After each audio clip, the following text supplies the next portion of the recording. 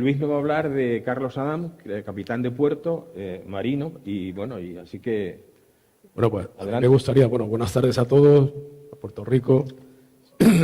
Me gustaría empezar añadiendo un personaje a la plana mayor que ha mencionado Emilio en el Castillo de San Cristóbal, que es Carlos Adam Brusoni. Me lo he comido, sí. Que era el capitán de puerto de Santa Cruz de Tenerife. ¿Y qué es eso de capitán de puerto? Bueno, él había heredado el título heredado o sucedido a su padre en esa función de capitán de puerto, que muy poco se cuenta en los libros, o las funciones que tenía, con una importantísima diferencia. Bueno, su padre, Juan Adán Tintorero, que ese era el nombre que tenía, era griego, ya había participado, o sea, era marino, por supuesto, tenía titulación náutica. Había que tener una titulación náutica, lo que se decía antiguamente de piloto, en fin, eso era un título académico, piloto, segundo piloto, pilotín, esos eran títulos académicos. Él ya había participado en la expedición de Borda para medir la altura del Teide en 1776, o sea que era un hombre ya técnicamente bragado y experimentado, y su hijo, Carlos Adam, pues heredó esa función con una importante diferencia. La diferencia era que Juan Adam, su padre, había trabajado para Bartolomé Casabuena, que era el juez superintendente de Indias de Canarias. Esa institución era una institución, una jurisdicción, digamos, independiente, marítima, que no tenía nada que ver con la jurisdicción ordinaria ni con la jurisdicción militar, era una jurisdicción exclusivamente marítima y funcionaba dependiendo de la Casa de Contratación de Sevilla. Había sido enormemente beneficiosa para Canarias durante siglos porque había permitido a los canarios organizar expediciones directamente a América, formar pilotos, dar títulos de piloto a los canarios para esas expediciones con barcos más pequeños. Entonces, eso para Canarias durante varios siglos había sido enormemente beneficioso. Bartolomé Casabuena tenía el título de juez superintendente de Indias para toda Canarias. De él dependían 4 puertos: el puerto de Santa Cruz de Tenerife, el puerto de Las Palmas de Gran Canaria, el puerto de Santa Cruz de la Palma y el puerto de Garachico, mientras duró. Y en cada puerto, este juez, aparte de ejercer de la justicia y demás, tenía un alcalde de mar o capitán de puerto, que es lo que hoy se llama práctico, tenía un ingeniero naval que hacía las inspecciones de los barcos, tenía un alguacil por si había que encerrar a alguien o ejercer la justicia, tenía un escribano que registraba y luego un montón de gente para hacer todas esas labores, digamos, ¿no? Ese título era vitalicio. En el siglo XVIII, que es el que nos ocupa de la hazaña esta de Gutiérrez y Nelson, era vitalicio. Casabuena lo ejerció casi desde principios de siglo hasta que murió en 1796, justo el año anterior a la llegada de Nelson a Tenerife. ¿Qué ocurrió entonces? Entonces ocurrió que en 1778 se promulgó el Real Decreto de liberalización del comercio marítimo con América, con lo cual se flexibilizó, digamos, ese monopolio que ejercía la Casa de Contratación a través de los juzgados de Indias, y entonces empezó, digamos, a desmoronarse todo el edificio del monopolio que había funcionado tan bien. Bueno, piensen ustedes que el Parlamento de Canarias, en el año 2013, hizo un reconocimiento especial de los juzgados de Indias por lo bien que funcionaron para el desarrollo económico y social de las islas, ¿no?, del archipiélago. Pues cuando se libera el comercio marítimo, todo ese edificio empieza a desmoronarse, empiezan a quedar vacíos de poder, vacíos normativos, y empiezan a surgir alternativas. Por ejemplo, el Consulado del Mar, que se crea en 1786, la Real Fábrica del Tabaco, que digamos que se consolida por parte de la monarquía para tener esa renta, que era la primera renta que tenía la monarquía en Canarias, la Real Compañía de Filipinas, cuyos barcos estuvieron aquí, uno de ellos fue apresado, la fragata Príncipe Fernando, precisamente el 18 de abril de 1797, el mismo día que el almirante Harvey llegaba a Puerto Rico. Ese mismo día, ahí empezábamos los dos En fin, bueno, la Real Compañía de Filipinas también fue un monopolio comercial español creado un poco para salvar ese derrumbe normativo que estaba provocando el cierre de la Casa de Contratación y la liberación del comercio marítimo. En fin, llegó hasta tal punto que el año 1790 ya cierra definitivamente la casa de contratación, con lo cual se cierra el monopolio y hay que hacer una normativa marítima para regular todo ese enorme comercio marítimo que digamos, España, en España no se ponía el sol. En España llegaban, los puertos españoles llegaban hasta Filipinas y daban la vuelta al mundo. Entonces se redactaron urgentemente unas ordenanzas de la Real Armada por el almirante Mazarredo. Además, Mazarredo era un gran almirante y hizo unas ordenanzas en 2 años y se publicaron en 1793. En esas ordenanzas regula absolutamente todo el ámbito marítimo y la jurisdicción marítima en una especie de sucesión de lo que antes eran pues el juzgado de Indias, la casa de contratación, pero también incluía a la parte militar, a toda la parte armada.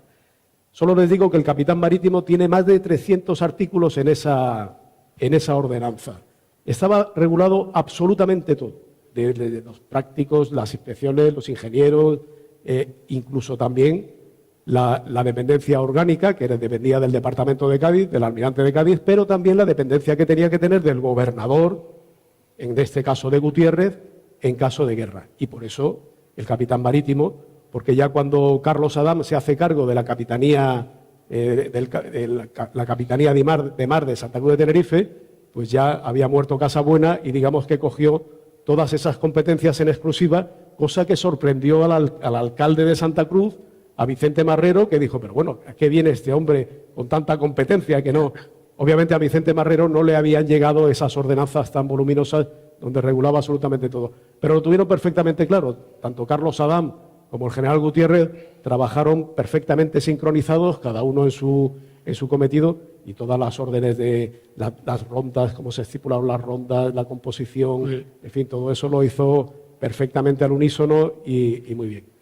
Había una salvedad, y ya que está aquí nuestro representante de Puerto Rico, en toda la Canarias se benefició de ese régimen de los juzgados de Indias, cosa que no ocurrió en todos los territorios hispanos.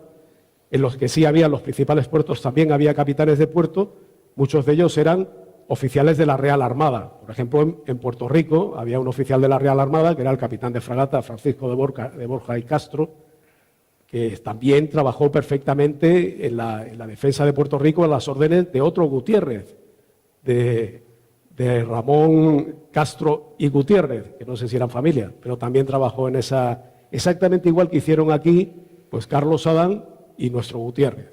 O sea, trabajaron un poco al unísono.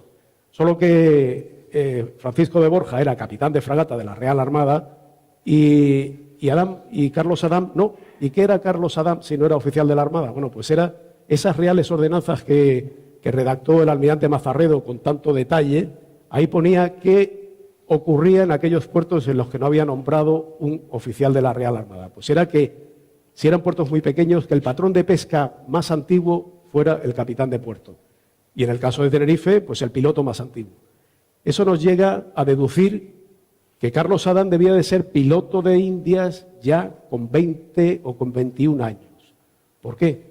Porque en las relaciones que le aporta Gutiérrez con todas las vías, las rondas de mar, sí, pone perfectamente quiénes son los componentes de cada ronda. Además, cada ronda está perfectamente organizada con un piloto, un segundo piloto, un pilotín, varios contramaestres, o un contramaestre y una serie de marineros. Y al lado de cada piloto o segundo piloto o pilotín pone la antigüedad y dónde le han dado el título. La mayoría han sido en San Fernando o en La Habana y pone la antigüedad.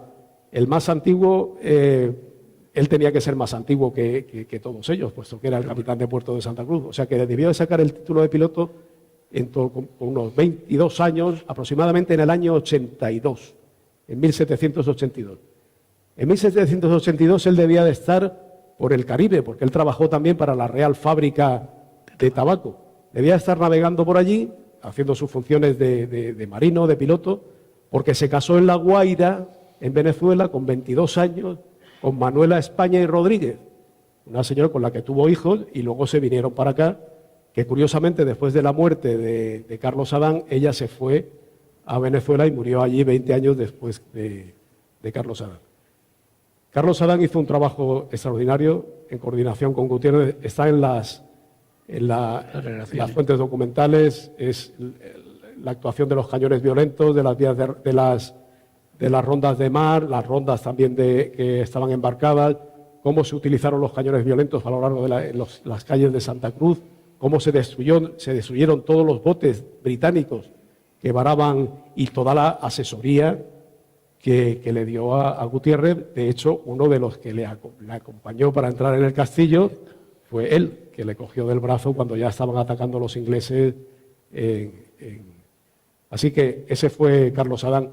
¿Qué pasó? Pues cuando terminó la gesta, Gutiérrez le había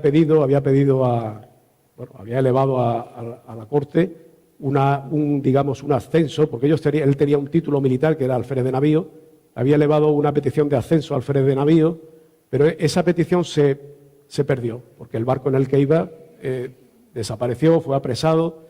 Entonces él, años más tarde, volvió a pedirlo al siguiente, al que relevó a Gutiérrez tras su muerte, pero ya sin ánimo, solamente con que le dieran un acusé de recibo de que se había solicitado, porque él ya siguió luego trabajando en la Real Renta del Tabaco, que era una empresa muy importante. ¿Y por qué se pasó a la vida civil? Pues porque la corona ya nombró a un capitán de navío como comandante de marina, no solamente de Tenerife, sino de todas las Islas Canarias, que fue el capitán de navío Domingo de Ponte y Mesa, que les sonará en los apellidos porque era tinerfeño. Venía de mandar el navío San Leandro de 64 cañones en el Caribe y entonces fue el primer comandante de marina de Canarias, que tenía la sede en Santa Cruz de Tenerife, que Santa Cruz de Tenerife era el puerto principal, y luego tenía una serie de capitanes de puertos que dependían de él en todos los puertos principales del archipiélago.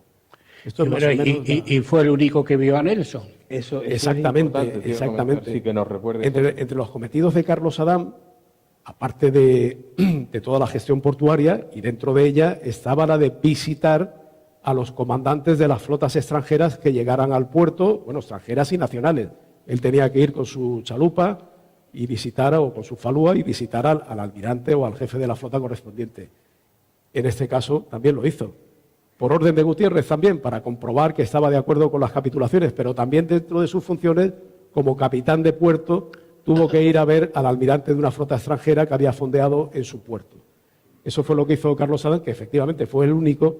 No sabemos si hay algún registro. Nos queda saber si a través de su vía orgánica mandó algún papel, si a través del Departamento de Cádiz mandó algún papel, no lo sabemos. Habría que investigar esa parte, pero efectivamente fue el único que...